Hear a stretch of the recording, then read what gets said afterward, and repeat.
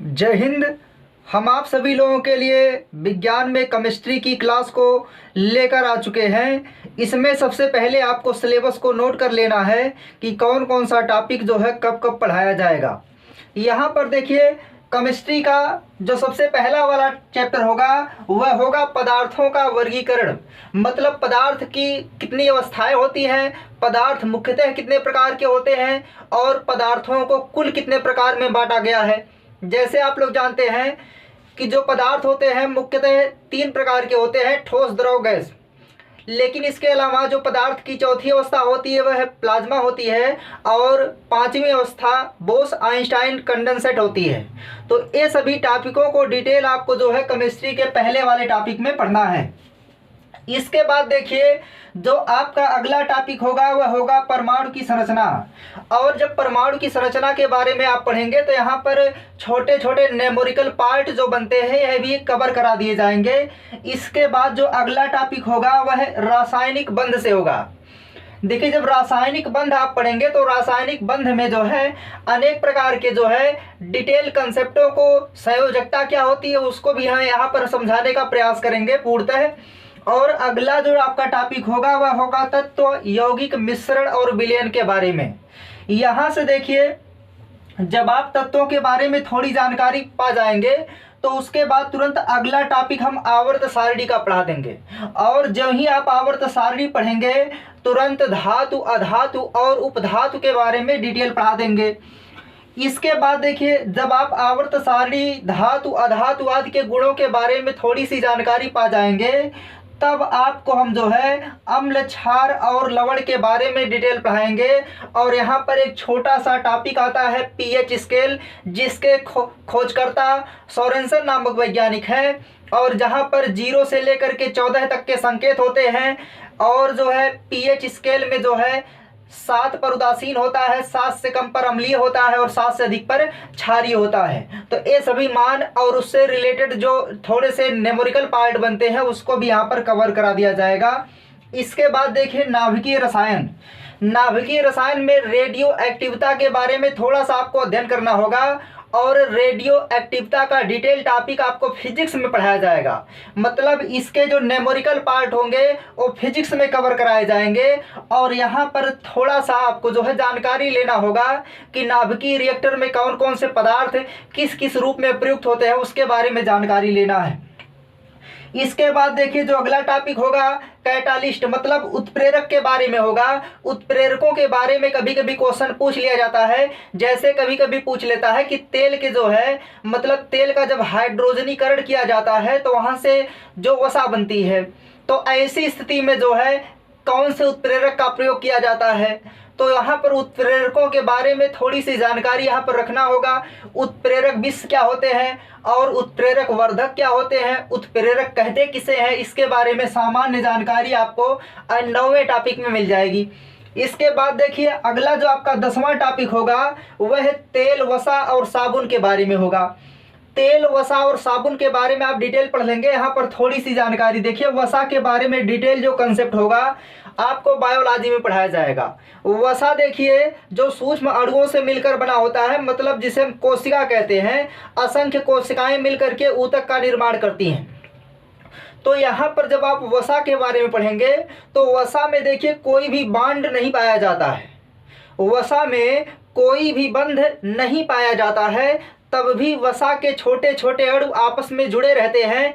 ये सभी कंसेप्ट आपको जो है बायोलॉजी में पढ़ाए जाएंगे कि ऐसा होता क्यों है। क्योंकि वसा में 2 पार्ट होते हैं, एक होता है हाइड्रोफिलिक और दूसरा होता है हाइड्रोफोबिक। जो हाइड्रोफोबिक पार्ट होता है वह पानी से दूर रहता है और जो हाइड्रोफिलिक पार्ट होता है वह पानी के पास रहता है। इसीलिए वसा की हमेशा 2 परतें होती हैं। तो ये सभी कंसेप्ट डिटेल आपको बायोलॉजी में पढ़ाने का प्रयास करेंगे। इसके बाद आपको कांच के बारे में पढ़ना है। देखिए, यहाँ पर जो कांच है, कांच का कोई निश्चित फार्मूला नहीं होता है। कांच एक क्या है, अतिशीतित द्रव है, या कहते हैं कांच एक मिश्रण है। इसके अलावा देखिए, सीमेंट के बारे में पढ़ना है और प्लास्टिक के बारे में पढ़ना है। प्लास्टिक के बारे में डिटेल जानकारी और सीमेंट के बारे में भी आपको जानकारी रखना है। प्लास्टिक देखिए 2 प्रकार की होती है, थर्मोसेटिक प्लास्टिक और थर्मोप्लास्टिक। अब उसके बारे में जो डिटेल जानकारियाँ होंगी, रेशा क्या होंगे और फाइबर्स क्या होंगे, ये सभी जो है इसी 11वें वाले चैप्टर में कवर करा दिए जाएंगे। इसके बाद देखिए जो अगला चैप्टर होगा ड्रग्स से संबंधित होगा, जिसमें जो है औषधि के बारे में और कीटनाशक के बारे में डिटेल कंसेप्टों को पढ़ाने का प्रयास करेंगे। जैसे गांजा, चरस, अफीम हो गया। दर्दनाशक दवाएं क्या होती हैं? अच्छा, दर्दनाशक दवाएं जो है हमारे दर्द को कैसे दूर कर देती हैं, इसका डिटेल कंसेप्ट जो आपको हम ब्रेन पढ़ाएंगे तो ब्रेन में न्यूरॉन के बारे में जब हम पढ़ाएंगे तो वहाँ पर बताएंगे कि दर्द रोधक जो दवाएं होती हैं हमारे दर्द को कैसे दूर कर देती हैं। इसके बाद जो केमिस्ट्री का अगला टॉपिक होगा वह होगा जल। देखिए जल जो है दो प्रकार का, एक होता है मृद जल और एक होता है खारा जल, मतलब जिसे हम पी नहीं सकते हैं। तो यहाँ पर जो है अब एक उसी को देखिए कठोर जल भी कहते हैं। तो कठोर जल होता है और मृदु जल होता है। तो कठोरता में जो है कठोरता दो प्रकार की होती है, एक होती है अस्थाई कठोरता और एक होता है अस्थाई कठोरता।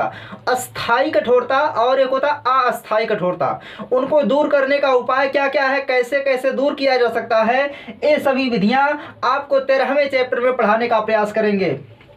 इसके बाद देखिए गैस सिद्धांत जो आपका 14वें नंबर का चैप्टर होगा। इसमें डिटेल गैसों के सिद्धांतों को पढ़ाने के बाद यहाँ से जो न्यूमेरिकल पार्ट बनते हैं उस न्यूमेरिकल पार्ट को भी हम बहुत डिटेल कवर कराने का प्रयास करेंगे। और इसके बाद जो 15वां टॉपिक होगा आपका कार्बनिक रसायन होगा। मतलब देखिए रसायन विज्ञान को दो पार्टों में बांट करके अध्ययन करते हैं, कार्बनिक रसायन और अकार्बनिक रसायन। तो कार्बनिक रसायन की शुरुआत यहीं पर होगी, यहीं पर एल्केन, एल्कीन, एल्काइन और जो meth, prop, but, pent, hex, hept, oct, non dec, dodec, undec का जो कंसेप्ट होता है यह 15वें चैप्टर में आपको कवर कराया जाएगा। इसके अलावा IUPAC नाम का जो डिटेल टॉपिक होगा वह यहीं पर कवर करा दिया जाएगा। इसके बाद देखिए जो आपका अगला चैप्टर होगा 16 नंबर पर वह ईंधन होगा। ईंधन के साथ साथ ईंधन कब जलेगा, ईंधन का उच्चतम मान किसका होता है, सबसे अच्छा ईंधन कौन सा है, हमारे पर्यावरण के लिए सबसे अच्छा ईंधन किसे माना जा सकता है, आशा का ईंधन किसे माना जाता है, भविष्य का ईंधन किसे कहा जा सकता है। तो ऐसे जो क्वेश्चन होते हैं ये सभी ईंधन में केमिस्ट्री में कवर करा दिए जाएंगे। इसके बाद देखिए कोयला के बारे में डिटेल पढ़ना है। मतलब कोयला कितने प्रकार का होता है, एंथ्रासाइट होता है, बिटुमिनस होता है, लिग्नाइट होता है और पीट होता है। सबसे अच्छा कोयला कौन सा होता है, सबसे खराब कोयला कौन सा होता है, इंडिया में सबसे ज़्यादा मात्रा में पाए जाने वाला कोयला कौन सा है, तो यह कोयला यहाँ पर डिटेल पढ़ा दिया जाएगा। इसके बाद देखिए कोयला के साथ साथ उर्वरक का एक छोटा सा चैप्टर यहाँ पर कवर करा दिया जाएगा। अगला देखिए जो आपका चैप्टर होगा 17 नंबर पर वह होगा खनिज तथा अयस्कों के बारे में। मतलब खनिज किसे कहते हैं, अयस्क किसे कहते हैं, और यहाँ पर जो है भर्जन क्या होता है, निस्तापन क्या होता है, प्रगलन क्या होता है, और थोड़ी सी भट्टियों के बारे में जानकारी प्राप्त कर लेना है। इसके बाद देखिए अगला जो आपका 18 नंबर का चैप्टर होगा वह प्रदूषण के बारे में होगा। जैसे रेडियोधर्मी प्रदूषण यहाँ पर डिटेल करके आपको पढ़ा दिया जाएगा, जहाँ से क्वेश्चन बनते हैं। तो उम्मीद है इतने टॉपिकों को आप लोग नोट पर आराम से नोट कर लेंगे और जब केमिस्ट्री की क्लास प्रारंभ होगी तो हम एक एक करके सभी टॉपिकों को डिटेल से पढ़ाने का प्रयास करेंगे। और यह क्लासें तभी ली जाएंगी जब हमारा चैनल मोनेटाइज हो जाएगा। और आप लोग सपोर्ट नहीं कर रहे हैं, और जब तक आप लोग सपोर्ट नहीं करेंगे तब तक फ्री में इस तरह इंडिविजुअल क्लासें आपको नहीं मिल सकती हैं। इसीलिए हमारी क्लासें रोक दी गई हैं। आपको हम फ्री में मैथ, रीजनिंग और साइंस को जब देने का प्रयास कर रहे हैं तो आप सभी हमारे जो भाई बहन हैं हमारे सपोर्ट के लिए आप लोग क्या करेंगे, हमारे चैनल को सब्सक्राइब कर दीजिए और हमारे वीडियो को शेयर कर दीजिए। जय हिंद।